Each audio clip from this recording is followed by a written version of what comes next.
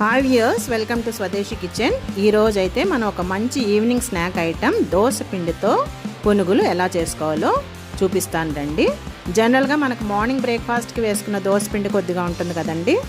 దానికి నేను ఒక 2 టేబుల్ స్పూన్స్ మైదా, ఒక 2 టేబుల్ స్పూన్స్ రవ్వ, మీ ఇష్టం, సుజీ రవ్వ అయినా పర్లేదు, లేదంటే ఇడ్లీ రవ్వ అయినా పర్లేదు, కలుపుకొని ఒక పెద్ద ఉల్లిపాయ, చిన్న ముక్కల తరుగు, 2 పచ్చిమిర్చి తరుగు, జీలకర్ర, కొద్దిగా సాల్ట్, అలాగే వేయించుకోవడానికి కళాయి పెట్టుకొని నూనె వేసుకున్నానండి.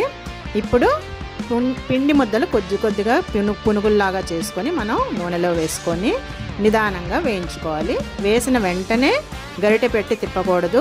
ఒక సైడ్ కొద్దిగా గట్టిపడిన తర్వాత నిదానంగా గరిటెతో అన్ని వేపులా కదుపుకుంటూ తిప్పుకోవాలి.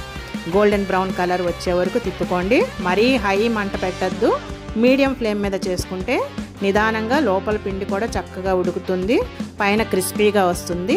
ఈ పునుగులు పిల్లలు ఎంతో ఇష్టంగా తింటారు కదండి. స్కూల్ నుంచి రాగానే మంచి ఆకలి మీద ఉంటారు.